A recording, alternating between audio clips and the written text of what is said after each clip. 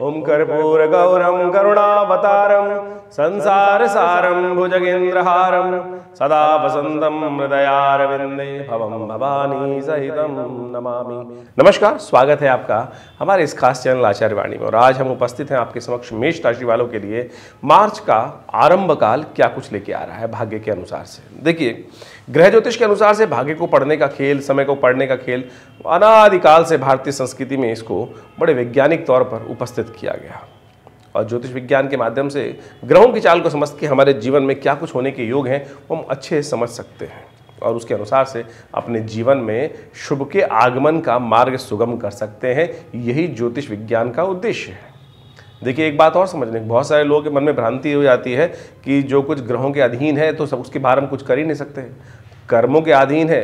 ग्रह जो है वो आपको कर्म की तरफ प्रेरित करने का प्रयास करते हैं और आप इस जन्म में आप अपने कर्म के अनुसार से, अपने मनोमस्तिष्क के अनुसार से कर्म करते हैं और उसके अनुसार से उसका प्रभाव आपके जीवन में पड़ता है। और ग्रह उसी के प्रभाव को शुभ अशुभ करने के लिए जो कार्य आपके द्वारा कराते हैं उसको आप ठीक करने का कार्य कर सकते हैं। अनेक प्रकार से भारतीय संस्कृति में ज्योतिष विज्ञान के माध्यम से समय किस प्रकार का रहेगा उसका ज्ञान यदि आपको हो जाए तो अपने भाग्य को सुदृढ़ बनाने के लिए आप सुंदर कार्य कर सकते हैं।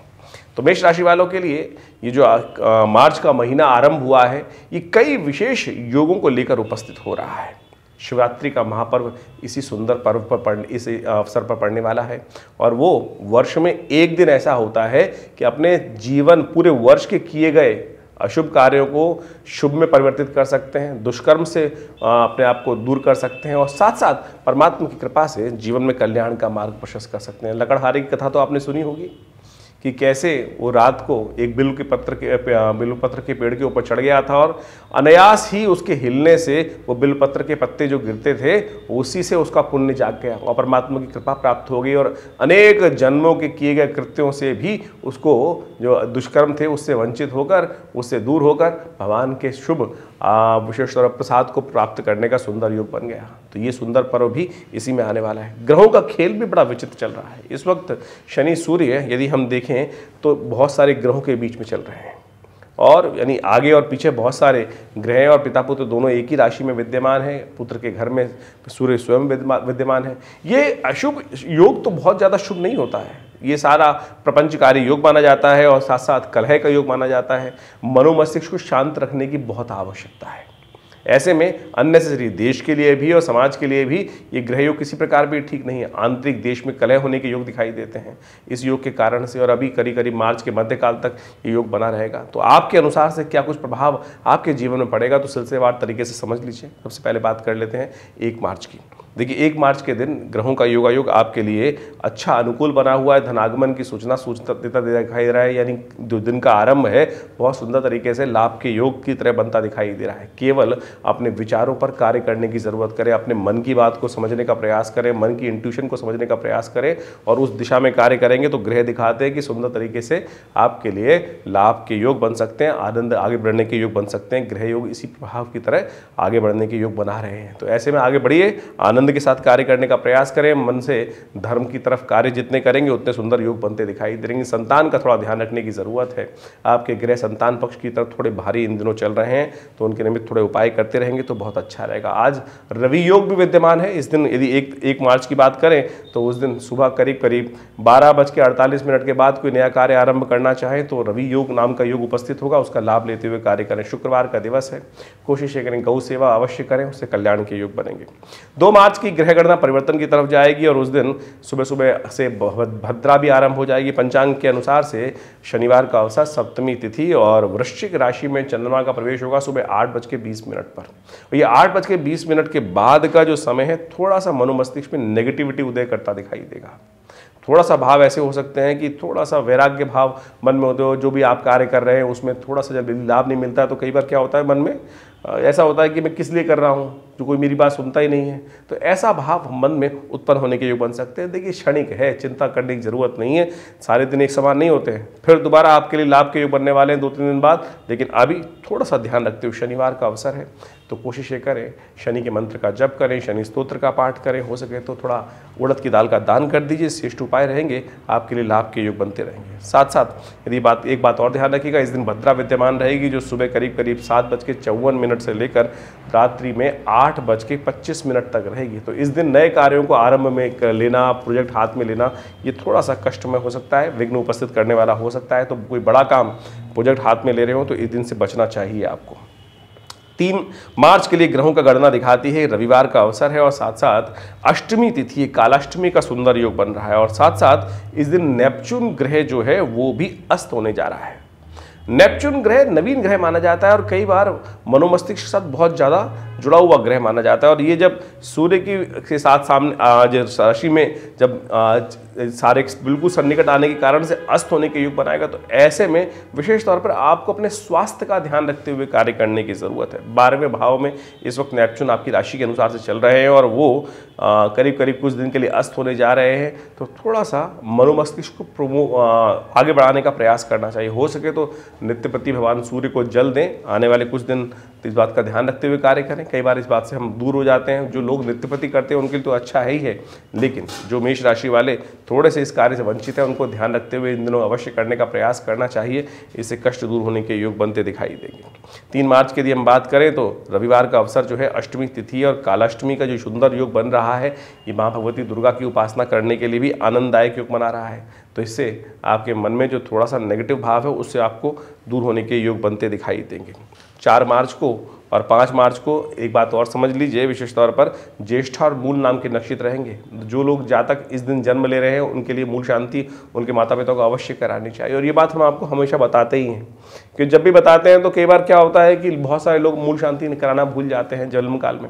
और हमने जब जन्मपत्री देखी लोगों की तो इस बात का हमें ज्ञान हुआ कि जन्मपत्री में ग्रह योग बहुत सुंदर है लेकिन कार्य नहीं कर रहे हैं। जब पूछा गया कि मूल शांति हुई नहीं हुई और जाना गया मूल शांति नहीं हुई थी, हमने पुनः उस वक्त जब नक्षत्र विद्यमान हुआ 27 दिन में परिवर्तित होकर आया, हमने मूल शांति कराई और उसके बाद परिवर्तन का योग बना। ये सत्य है बिल्कुल, विशेष तौर पे एक नहीं अनेकों अनेक योग में है। तो इस बात का ध्यान रखते हुए कार्य करें कि मूल शांति छोटा सा प्रयोग है और बिल्कुल शास्त्रोक्त है और ये एक ऐसी विधि है कि इसको करने से जीवन में कष्ट दूर होने के योग बन जाते हैं, ग्रहों का पूर्ण प्रभाव, शुभ फल प्राप्ति करने के योग बन जाते हैं। तो ये अच्छा है, इसको करा लेनी चाहिए। तो 4 और 5 को, वैसे तो 3 तारीख को मध्याह्न काल से ही ये गणमूल नक्षत्र की युति आरंभ हो जाएगी और करीब करीब 5 मार्च तक चलेगी।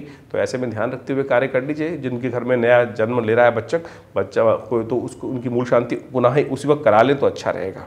ग्रह गणना के अनुसार समझ लीजिए 4 मार्च का दिन कैसा रहेगा। उस दिन नवमी तिथि है और साथ साथ धनु में चंद्रमा का प्रवेश होगा शाम को करीब 4:30 बजे के आसपास। ये परिवर्तन का समय लाएगा और ये आपके लिए भाग्य से लाभ देने की योग बनाएगा और बहुत सुंदर तरीके से भाग्य में जाके चंद्रमा विराजमान हो जाएंगे और नया कुछ आपके लिए धर्म की तरफ इच्छा, पूजा पाठ की तरफ इच्छा, अच्छे कार्यों की तरफ इच्छा, धार्मिक ग्रंथ अवलोकन करने की इच्छा मन में उत्पन्न होने के योग बनेंगे। ये आपके लिए अच्छा योग बनाता दिखाई दे रहा है। सोमवार का अवसर है, शिव का ध्यान करके दिन आरंभ करें, उनका पूजन करके दिन आरंभ करें, कल्याण होगा। वहीं 5 मार्च के दिन विशेष तौर पर समझ लीजिए ग्रहों का योग कैसा है। उस दिन विशेष तौर पर एक बात समझें, सबसे पहले तो दशमी क्षय हो गई है और नवमी कुछ ही देर के लिए रहेगी सुबह सुबह आरंभ काल में। उसके बाद कई क्षेत्रों में दशमी क्षय होने का योग बच जाएगा। तो क्षय तिथि हो जाती है तो नए कार्यों को आरंभ करने से बचना चाहिए, नहीं तो उसमें कई प्रकार के कष्ट होने के योग बन जाते हैं। और मंगलवार का अवसर है और साथ साथ ग्रहों का योग जो दिखा रहा है, राहु केतु का भी नक्षत्र के हिसाब से चरण परिवर्तन होने का योग बन रहा है। तो समय तो परिवर्तन की तरफ दिखा रहा है और ये परिवर्तन भाग्य से आपकी राशि के अनुसार मेष राशि वालों के लिए अच्छा रहेगा, लाभ के योग बनाता दिखाई दे रहा है। शनि महाराज इस वक्त सूर्य के साथ होकर जो एकादशवें भाव में बैठे हुए हैं, बस थोड़ा सा ध्यान रखते हुए कार्य ये करना है कि सूर्य को प्रसन्न करने का उपाय करते रहें। और इस दिन हनुमान जी के लिए भी सुंदर मंगलवार अवसर है। तो हमने आश्रम पर सुंदरकांड का पाठ भी रखा है, आप भी उसमें सम्मिलित हो सकते हैं। और विशेष तौर पर शाम को एक कार्यक्रम आरंभ होगा, करीब शाम को 5 बजे से आरंभ होकर रात्रि में 9 बजे तक भंडारे तक सुंदर कार्यक्रम चलेगा। आप भी जो दिल्ली में हैं वो हमारे विवेकानंद योगाश्रम में इस कार्यक्रम में सम्मिलित हों, अच्छा रहेगा, आनंद का भाव रहेगा। 6 मार्च को यदि गणना देखें हम तो बुधवार का अवसर है और साथ साथ एकादशी है और उस दिन ग्रहों का परिवर्तन होने का योग भी है। चंद्रमा भी रात्रि में करीब 8:30 बजे मकर राशि में प्रवेश करेंगे और ये मकर राशि में प्रवेश करना आपके लिए धनु से तो अच्छा ही रहेगा। धनु में भी बहुत सुंदर योग बना रखे थे और आगे बढ़ने के योग बनेंगे। विजया एकादशी है इस दिन, बुधवार के दिन एकादशी का योग, भगवान नारायण की उपासना करने का सबसे सुंदर दिवस है। बुधवार के दिन एकादशी का योग बड़ा श्रेष्ठ माना जाता है। कहा जाता है भगवान कृष्ण ने स्वयं इस एकादशी का महत्व कहा है कि जब जीवन में लगातार हार मिल रही हो तो इस दिन भगवान विष्णु का विशेष तौर पर पूजन करने का प्रयास करना चाहिए। भगवान शालिग्राम जी को स्नान कराएं, उनका चरणामृत ग्रहण करें, तुलसी दल उन्हें अर्पित करें, संपूर्ण रूप से पुरुष सूक्त के द्वारा उनका पूजन करें। सहस्रसी रेखा पुरुखा सहस्राक्ष सहस्रपात सभूमि ग्वं सर्वतस्पित्वात्रतिष्ठसांगुलम, ये पुरुष सूक्त के मंत्र हैं। या ये नहीं कर सकते हैं ओम नमो नारायणाय, ओम नमो भगवते वासुदेवाय, किसी भी रूप में व्रत रखते हुए भगवान का पूजन करने से विजय प्राप्ति करने के सुंदर योग बनते हैं और आगे बढ़ने के योग अद्भुत रूप से बनते हैं। ग्रह गणना विशेष तौर पर जो दिखा रही है आपके लिए अच्छे योग परिवर्तन करने के योग बन रहे हैं। भाग्य से बहुत सारे कार्यों में लाभ प्राप्ति के योग बन सकते हैं और साथ साथ आपके लिए आगे बढ़ने के योग भी बनते दिखाई दे रहे हैं। लेकिन ध्यान रखिएगा विशेष तौर पर एक बात का कि आपको दूसरों के कामों में पंगा नहीं लेने का प्रयास करें तो अच्छा रहेगा। कन्या पूजन करें, बहुत सुंदर योग बनेगा। 7 मार्च को विशेष तौर पर ग्रह योग समझने वो भी सुंदर है। बृहस्पतिवार का अवसर है, द्वादशी तिथि है और दो ग्रहों का परिवर्तन का योग बन रहा है। मीन में बुध प्रवेश करेंगे सुबह 9:35 पर और कुंभ राशि में प्रवेश करेंगे शुक्र। ये बड़ा विचित्र ग्रह प्रकार बन रहा है। मीन में 12वें भाव में आपकी राशि के अनुसार से बुध का प्रवेश करना, इस बात से ध्यान रखिएगा कि थोड़ा सा आपके मनोमस्तिष्क में इस भाव का उदय हो सकता है कि आपके हिस्से से आपको लोग वंचित करने का प्रयास कर सकते हैं। जैसे दूध से मक्खी निकालते हैं ना, ये 1 महीना इस प्रकार का रहेगा कि आपके शेयर से यानी जो आपका लाभ होना चाहिए या तो आप खुद ही लात माराएंगे और या ऐसा हो सकता है कि लोग आपको आपके प्रभाव से, आपके जो हिस्से से अलग करने का प्रयास करें। तो इसका उपाय लगातार करने की ज़रूरत है, आपको ध्यान रखते हुए कार्य करें। और करीब 10:47 पर शुक्र का परिवर्तन भी हो रहा है। 11वें भाव में शुक्र जाएंगे, 12वें भाव में बुध जाएंगे। बुध का ये परिवर्तन थोड़ा सा परेशान करने वाला है, तो उसका उपाय आपको लगातार करने का प्रयास करना चाहिए। इसका उपाय हमारी मति के अनुसार से सबसे श्रेष्ठ है कन्या पूजन। नित्य प्रति थोड़ा कुछ भोजन का पदार्थ, कुछ ना कुछ इसको किसी गरीब कन्याओं का विशेष तौर पर वस्त्र इत्यादि कुछ ना कुछ दान करते रहें, ये सबसे विशिष्ट उपाय। और सबसे बढ़िया ये ध्यान रखें कि अपने काम कार्य पर विशेष तौर पर नज़र रखने का प्रयास करें। जैसे कमीशन का कोई काम कर रहा है या कोई काम किसी प्रकार के घर में कोई काम जायदाद का बंटवारा होने का अवसर आ रहा है, तो ऐसा ना हो कि आपका हिस्सा है आपको उससे अलग करने का प्रयास कर लिया जाए, तो ऐसा भाव बन सकता है। ध्यान रखते हुए कार्य करने की ज़रूरत है। बृहस्पतिवार का अवसर है, कोशिश करें ब्राह्मणों को विशेष तौर पे कुछ पीली चीज़ों का दान करने का प्रयास करें, भगवान को पीले लड्डुओं का भोग लगाएं, यह आपके लिए अच्छा रहेगा। 8 मार्च के लिए ग्रह गणना विशेष तौर पर दिखा रही है शुक्रवार का अवसर, त्रयोदशी तिथि और ये सुंदर दिवस है महाशिवरात्रि का। ये फागुन की शिवरात्रि महाशिवरात्रि के रूप में है, भगवान का अद्भुत व्रत है। हमारे यहाँ दीपावली महारात्रि, होलिका महारात्रि, शिव महारात्रि, ये अद्भुत महारात्रियाँ बताई गई हैं और इस दिन विशेष योग बन रहा है। ये उदय तिथि त्रयोदशी है और शाम के करीब मध्याह्न से उपरांत भी संध्या काल तक त्रयोदशी रहेगी, तो इसलिए प्रदोष का योग भी बन गया। और साथ साथ रात्रि में महानिशीत काल के अंदर चतुर्दशी का प्रवेश हो जाएगा, तो इसलिए महाशिवरात्रि करीब रात्रि में 10 बजे के आसपास जो है वो एक चतुर्दशी भी आ जाएगी। तो महाशिवरात्रि का सुंदर पर्व इसी दिन रहेगा। बहुत सारे लोगों ने भ्रांति डालने का प्रयास किया है कि जो शिवरात्रि है वो अगले दिन मनाई जानी चाहिए वैष्णवों के लिए। देखिए स्मार्तों के लिए तो सबसे श्रेष्ठ यही है कि ये जो प्रत्यक्ष के अनुसार से है कि 8 मार्च की तिथि ही शिवरात्रि के रूप में मनाई जानी बहुत सुंदर प्रशस्त तरीके से है। और हमने भी विवेकानंद योगाश्रम में बड़ा सुंदर कार्यक्रम रखा है। इस कार्यक्रम के अंदर विशेष तौर पर भगवान शिव का विशेष पूजन किया जाएगा और साथ साथ भगवान शंकर के पार्थिव शिवलिंग बनाए जाते हैं हमारे यहाँ। जो सब लोग पूजन करने आते हैं उन सब के लिए अलग अलग मिट्टी की व्यवस्था होती है और सब लोग अपनी एक बड़ी प्लेट के अंदर 108 शिवलिंग का निर्माण करते हैं। उसके बाद भगवान का षोडशोपचार पूजन करने के उपरांत रुद्र अष्टाध्यायी के द्वारा उनका अभिषेक चलता है और फिर प्रसाद इत्यादि का सुंदर कार्य होता है। और तो आप सब भी इसमें सादर आमंत्रित रहेंगे। बड़ा सुंदर अवसर है। शुक्रवार के दिन ये सुंदर योग बन रहा है। महालक्ष्मी की कृपा प्राप्त करने के लिए बड़ा सुंदर अवसर है। ऐसे बिलपत्र के द्वारा भगवान का पूजन करें। ग्रह योग आपके लिए सुंदर है, अनुकूल है, बड़े सुंदर तरीके से लाभ के योग बना रहे हैं। आप जो भी कार्य करेंगे ना उसका फल आपको प्राप्त होने के योग बड़े सुंदर दिखाई देते हैं। कई बार हम कार्य कर रहे होते हैं, आपको लगता है कि उसका फल कोई और ना ले जाए, लाभ कोई और ना ले जाए। चिंता ना करें, आपको लाभ प्राप्ति करने के योग अच्छे बनते दिखाई दे रहे हैं। आप सादर आमंत्रित हैं इस कार्यक्रम में विवेकानंद योगाश्रम में, तो आपके लिए अच्छा रहेगा। 9 मार्च के दिन ग्रहों का गणना समझ लीजिए, शनिवार का अवसर है और साथ साथ चतुर्दशी तिथि है। ग्रह गणना आपके लिए अनुकूल है, बहुत सुंदर तरीके से चतुर्ग्रही योग विशेष तौर पर आपकी राशि के अनुसार से बन रहा है। 4 ग्रह एकत्र होकर आपके एकादशवें भाव में सूर्य, शुक्र, चंद्रमा और विशेष तौर पर शनि महाराज के साथ ये ग्रह बन रहा है। ये मन में कहीं ना कहीं थोड़ा सा वीतरागिता देने के योग बना सकता है। ऐसे में मनोमस्तिष्क को शांत रखते हुए कार्य करने का प्रयास करें। दूध का दान करना आपके लिए अच्छा रहेगा। दूध में थोड़ा तिल मिलाकर भगवान शिव का अभिषेक करें, कल्याण होने के योग बनेंगे। वहीं 10 मार्च की यदि बात करें तो रविवार का अवसर है और साथ साथ अमावस्या का सुंदर योग बन रहा है। मीन राशि में चंद्रमा का परिवर्तन का योग भी बनेगा, वो देर रात्रि में बनेगा, लेकिन ग्रह गणना आपके लिए अच्छी है, अनुकूल है, आगे बढ़ने के योग बनाने वाली है और बहुत सारे सुंदर तरीके से देव। कई बार क्या होता है हमारे जीवन में ऋण बहुत समस्या परेशान कर रहा होता है और ऐसे में पितृ ऋण से निवृत्ति के लिए सबसे सुंदर तिथि अमावस्या मानी जाती है। कोई कोशिश अगर अपनी सामर्थ्य के अनुसार से किसी ब्राह्मण को तर्पण इत्यादि करवाने के बाद फिर भोजन करा दीजिए, गरीबों को भोजन करा दीजिए, थोड़ा बहुत दान पुण्य करें, तर्पण अवश्य करें। रविवार के अवसर के दिन अमावस्या का योग बन रहा है, ऐसे में भगवान का पूजन करना आपके लिए सबसे श्रेष्ठ रहेगा, आनंद के योग बनाने वाला रहेगा। तो इस प्रकार से जो आपकी तिथियों वाइज के अनुसार से कैसा रहेगा समय, वो हमने आपको बताने का प्रयास किया। इसके अनुसार से अपने जीवन में परिवर्तन लाने का प्रयास करें। देखिए, जन्मपत्री के अनुसार से बहुत सारे ग्रहों का परिवर्तन का योग बनता है। हम तो ये गोचर के हिसाब से आपको बताने का प्रयास करते हैं कि तिथियां क्या करने वाली है, कैसे आपके योग में जो गणनाओं का योग है वो क्या कुछ करने के योग बना रहा है। लेकिन इसके बाद भी बहुत सारे लोगों के मन में भ्रांति होती है कि चंद्र राशि देखें, सूर्य राशि देखें, लग्न राशि देखें। देखिए, ज्योतिष को गणने ये सब छोटे छोटे पहलू हैं ज्योतिष के। लग्न राशि, आपकी जन्मपत्री की राशि जो लग्न है, या आपकी चंद्रमा की राशि है या सूर्य राशि है, इन सब को मिश्रित प्रकार से जन्मपत्री का विवेचन करने के लिए उपयोग किया जाता है। केवल एक चीज़ से जन्मपत्री विवेचन नहीं होता है।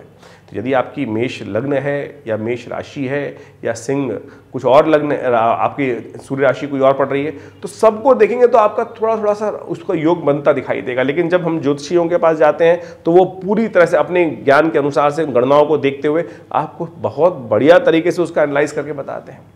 तो ये तो आज जब टीवी पे सुन रहे हैं तो ये जनरल प्रेडिक्शन हम आपको समक्ष उपस्थित करते हैं गोचर के अनुसार से, और गोचर के अनुसार से क्या प्रभाव होगा उसको समझकर आप अंदाज़ा लगा सकते हैं कि आपके लिए समय किस प्रकार से परिवर्तन है। अच्छा तो ये रहेगा कि आप अच्छे से जन्मपत्री का विश्लेषण कराएं, समय समय पर विश्लेषण कराते रहें, क्योंकि उससे हमें काल के समय में, काल गणना के संबंध में अंदाज़ा लग जाता है कि हमारा कौन सा समय बहुत गति से अच्छे आगे बढ़ने का और कौन सा समय हमें थोड़ा सा रिजर्व रहते हुए कार्य करने की ज़रूरत है।